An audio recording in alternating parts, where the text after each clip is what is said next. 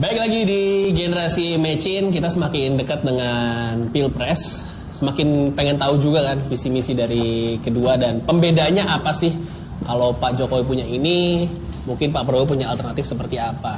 Masalahnya ya, yang sampai sekarang ke masyarakat yang sering jadi trending topik justru hal-hal yang tidak substansial. Misalnya Pak Prabowo Jumatan di mana, Pak Jokowi sholat di mana, kayak gitu Kang Maman. Ini apa karena jadwal Pilpres dan Pileg berbarengan sehingga masing-masing mesin tidak optimal menggerakkan visi dan misi Pilpres atau gimana sih Kang? Ya, saya setuju bahwa jadwal Pilpres ini terlalu panjang ya kampanyenya sehingga agak melelahkan. Yang kedua, Pilpres dan Pileg Pileg dan Pilpres ini bersamaan pun itu pun agak memecah konsentrasi sehingga jujur aja seperti saya dengan Bang Andre harus pandai-pandai membagi waktu juga bagi kapan jadi seorang caleg, kadang jadi juru bicara dari Pilpres gitu. Dan itu penting sekali kita evaluasi dan kita akan usulkan. Nah yang ketiga adalah saya dari awal memang agak sedikit khawatir karena ketika ada peraturan KPU kita tidak boleh menyampaikan visi misi kecuali ada waktunya. Akhirnya kita dibumbui hanya eksploitasi bahasa labeling, simbol dan lain sebagainya, tidak pada elaborasi visi dan misi. Itu pun menjadi persoalan sehingga kadang-kadang sebagai tim sukses kita gemes juga ke KPU dan gemes juga ke media, jujur aja. Karena media kalau yang serius-serius kita nggak pernah ditanya. Tapi kalau tempe setipis ATM, lalu genderuwo, kita ditanya terus. Tapi nggak apa-apa deh, kita semakin di TV, mudah-mudahan nanti dapil saya terpilih Bang Anda. Di Senayan. Tetapi yang ingin saya katakan bahwa saya ingat anekdotnya Gus Dur dengan supirnya ya. Saya 8 tahun dampingi Gus Dur itu. Jadi suatu saat supirnya itu sok tahu banget gitu. Pak, menurut saya berpikir begini. Lama banget Gus Dur diam. Lama kemarin Gus Dur bilang, tugas kamu itu nyetir. Tugas berpikir itu saya. Nah saya ingin mengatakan biarkan Jokowi bekerja dan silahkan Pak Prabowo terus berpikir untuk Indonesia ke depan dan yang jadi presiden tetap Pak Jokowi. Saya ingin mengatakan bahwa apa yang dikatakan oleh Bang Andre itu ada sesuatu yang akan dilakukan. Ini loh sesuatu yang sangat idealis. Tapi saya yakin bahwa siapapun yang berkuasa pasti ngutang. Tapi apakah hutangnya itu dipakai untuk infrastruktur, tidak ada kebocoran dan sebagainya, itu soal lain yang dimana kita harus mengawasi bareng-bareng. Saya yakin kalau suatu saat Bang Andre jadi presiden Republik Indonesia tahun berapa lah ya, itu pasti impor. Nah, kritisi beliau soal impor itu yang memang betul-betul harus kita tahu ada apa sebenarnya dengan impor kita. Dan itu harus betul-betul menjadi edukasi bagi masyarakat. Jangan sampai seolah-olah ini hutangnya numpuk, ini impor semua. Tidak ada sisi positifnya. Padahal sisi positifnya banyak banget dan itu terbukti. Terbukti hubungan dagang kita dengan beberapa negara itu berjalan dengan baik. Soal energi, apa yang dikatakan Bang Andre tadi, Bang Andre baru ngomong soal kedaulatan pangan, kita sudah mencetak 2 juta hektar sawah. Kita ngomong soal energi terbarukan, itu menjadi slogan dari Pertamina. Ketika kita ingin mencari energi, ketika energi fosil ini habis, maka kita harus energi terbarukan itu ada. Nah ini sebenarnya nanti saya rasa nanti di DPR kalau Bang Andri masuk DPR itu salah satu yang menjadi oposisi yang konstruktif, yang solutif itu justru kita harapkan dari teman-teman Gerindra ini dan kami tetap presidennya. Bang, udah tanggapin Bang sama menjelaskan apa sih akan jadi pembeda oposisi dibanding pemerintah yang sekarang sih Bang? Pembedanya soal hutang. Hutang ya? Iya hutang. Jadi banyak cara yang dilakukan oleh pemerintah untuk menghindari hutang. Kalau pemerintahnya kreatif. Jadi intinya gini, filosofi itu bukan kerja, tapi orang mikir. Tapi kerja keras, kerja cerdas, kerja tuntas, kerja ikhlas. Itu yang akan dilakukan Pak Prabowo. Jadi beda nih. Dan bagaimana caranya kita nggak berhutang. Nah, banyak cara. Salah satunya Kang Maman, saat ini Indonesia 2014 kita tax ratio kita 13%. Tapi sekarang bahkan 2019 ini diprediksi tax ratio kita 8-9%. Padahal Zambia negara Afrika itu 16%. Thailand itu 19%. Bahkan India itu 20%. Nah, kita apa bedanya sih kita sama Thailand?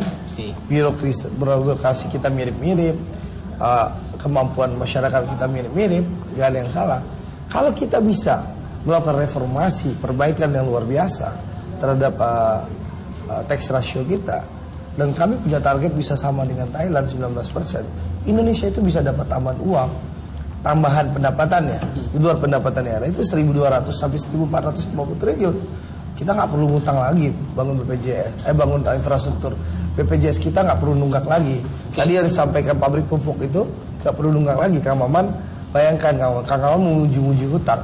Utang kita Kang Maman dari pemerintah Pak Jokowi ini dari 2014 ke 2017 ini naik utang BUMN kita 2.000 triliun Kang Maman. Tapi peningkatan revenue-nya hanya 100 triliun. Jauh loh bedanya.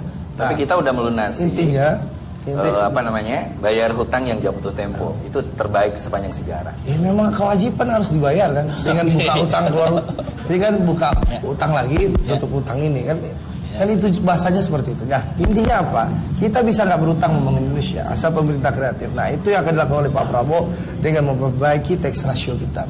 19% tax ratio kita insya Allah dapat tambahan uang 1.200 triliun. Hutang bisa kita cicil untuk dilunasi. BPJS kita tidak nunggak. Infrastruktur kita bisa bangun tanpa berutang.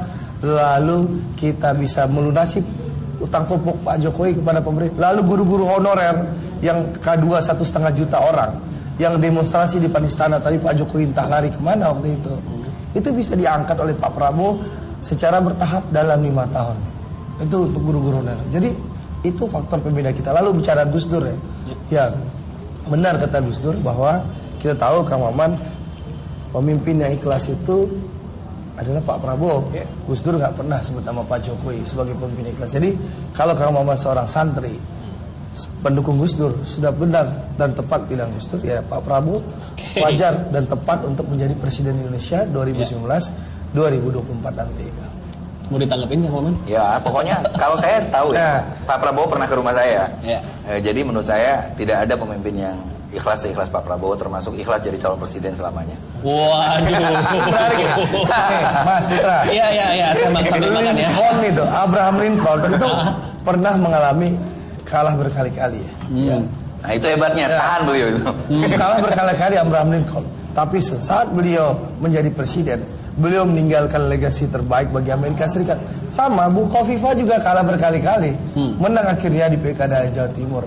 Nah inilah momentum Pak Prabowo. Pak Prabowo mungkin kalah 2009 sebagai wapresnya Bu Mega, kalah jadi capres 2014. Tapi insya Allah dengan dukungan rakyat dan restu Allah Subhanahu Wa Taala, Prabowo akan menjadi presiden Indonesia 2019-2024 dan meninggalkan legasi terbaik. Dan insya Allah saya yakin Kang Maman dengan PKB akan mendukung Pak Prabowo nanti setelah pemilu nanti. Aduh, ini saling ngeklaim, saling yakin ya. Oke, boleh Kang Maman ditutup dari segala macam visi misi khususnya untuk milenial bagaimana meyakinkan, apalagi swing voter masih lumayan tinggi nih. Bahkan tingkat golput diprediksi kemungkinan akan lebih tinggi daripada yang tahun lalu, 2014 yang lalu gitu. Bagaimana kubu masing-masing meyakinkan generasi milenial yang belum memilih ataupun yang masih bisa milih dua-duanya lah. Generasi milenial ini generasi yang instan. Generasi yang melihat kejujuran itu menjadi sangat penting. Generasi yang selalu berpikir siapa yang bisa melakukan kerja itu gue yang pilih. Nah makanya generasi milenial menjadi hal yang penting penentu siapa yang memenangkan pilpres ini. Maka kami dari 01 Jokowi Ma'ruf Amin berusaha untuk terus berbicara visi misi ini dengan bahasa milenial, meyakinkan bahwa peran-peran di industri kreatif itu menjadi bagian penting dalam strategi Jokowi nanti di 2019-2024, sehingga milenial yang nanti akan menjadi subjek dari pembangunan ini ke depan menjadi Indonesia maju. Kelompok milenial ini yang akan menentukan sampai sejauh mana Indonesia betul-betul dihormati menjadi negara yang berdaulat. Makanya saya yakin milenial memilih Jokowi Ma'ruf Amin. Oke, Bang Andre? Milenial itu butuh kepastian. Milenial itu tidak butuh pemimpin orang tua yang bersneakers atau berbaju casual gaya-gaya milenial. Yang dibutuhkan milenial itu adalah mereka tamat sekolah, tamat kuliah, ada kepastian lapangan pekerjaan, atau ada kepastian bagaimana mereka dibantu oleh pemerintah untuk difasilitasi untuk buka usaha.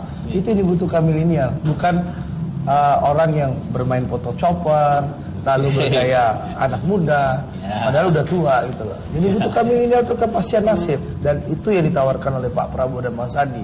mereka memastikan pertumbuhan ekonomi meningkat, lapangan pekerjaan terbuka, emak-emak di seluruh Indonesia pun tidak akan panik dan takut lagi ke pasar. Insya Allah Prabowo Sandi akan memimpin Indonesia, dan Indonesia insya Allah menjadi Indonesia adil dan makmur tanpa lagi terkotak-kotak karena Pak Jokowi berbaju kotak-kotak di 2014 kemarin. Oke ya.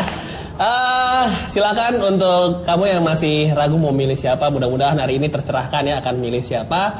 Kita akan memilih di tanggal 17 April dan akan melihat siapa yang akan memimpin Indonesia 2019 sampai 2024. Harusnya sih kalau misalnya semua punya visi misi yang bagus, kita pakai mental Power Ranger ya. Meskipun beda-beda, lawan musuhnya satu, jadi bergabung aja semuanya untuk kemajuan negara Indonesia. Terima kasih Bang Andre.